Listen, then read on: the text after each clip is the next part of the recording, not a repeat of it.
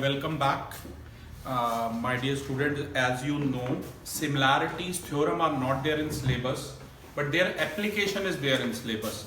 How we have to prove two triangles similar and how two triangles will be similar. As the name suggests, similar, एक जैसे यहाँ आपको जितने भी दो पेयर लग रहे हैं, चाहे एक बड़ा हो छोटा, वैसे फर्क नहीं पड़ता, वो सिमिलर है. मे बी उनका एरिया इक्वल ना हो. और अगर कोई दो ट्रायंगल कॉन्ग्रेंट होते हैं तो सिमिलर आसान होता है. कॉन्ग्रेंसी आपने 9th क्लास में की है, SSS, SAS, RHS, ये सब आपने अप्लाई किया था, ठीक है, AAS. लेकिन यहाँ सिमिलैरिटी बड़ी सिंपल होती है बेटा. वैसे तो मेन सिमिलर, अगर दो एंगल के पेयर भी इक्वल हैं तो ट्रायंगल सिमिलर होते हैं, ठीक है ना. यहाँ अपने पास तीन थ्योरम है, 6.3, 6.4, 6.5. We will discuss it one by one. According to theorem 6.3, I'm doing it everything from NCERT, so you can see page number 131.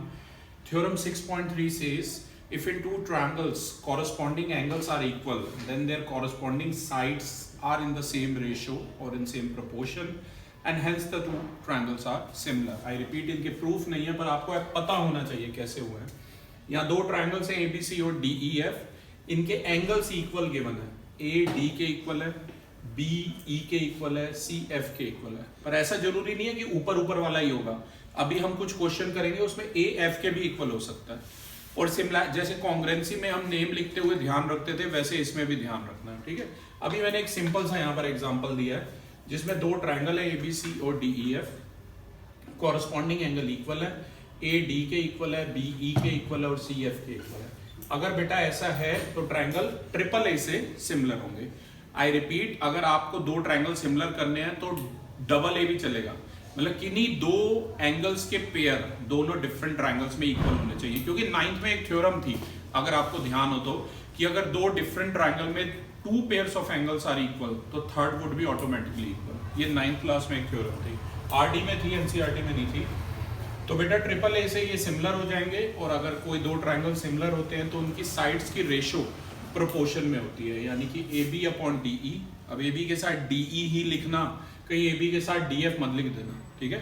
AB upon DE equal to AC upon DF equal to BC upon EF. तो short में, अगर दो different triangles में corresponding angles के pair equal हैं तो उनकी side proportionate होगी. Right, this is what theorem 6.3 says us.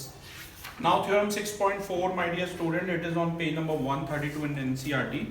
It says, if in two triangles, sides of one triangle are proportional to the sides of other triangle, then their corresponding angles are equal and hence two triangles are similar. Right? Okay. Class ध्यान दीजिए, ये theorem ये कहती है,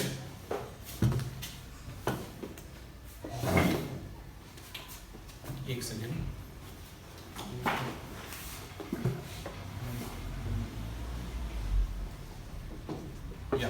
class ये theorem ये कहती है, आप दो ट्रायंगल हमें गिवन है, ट्रायंगल्स हैं ABC और DEF, जैसा कि आप देख सकते हैं.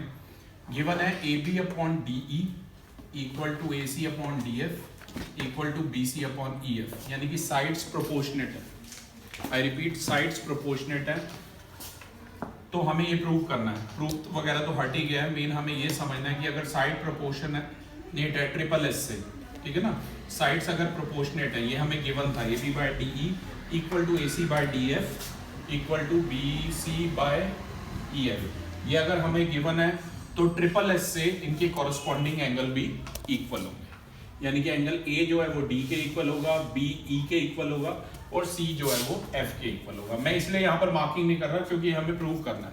और अगर ये इक्वल होगा तो बेटा ट्रायंगल्स आपस में सिमिलर होंगे. राइट.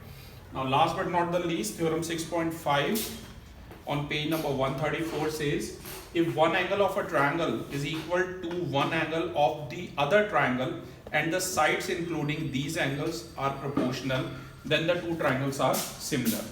क्लास ध्यान दीजिए, थ्योरम 6.5 ये कहती है कि अगर मान लो एंगल A और D बराबर है और ये एंगल A जिन साइड्स के बीच में बन रहा है वो साइड्स प्रोपोर्शनेट है, मतलब A और D बराबर है और AB upon DE equal to AC upon DF है.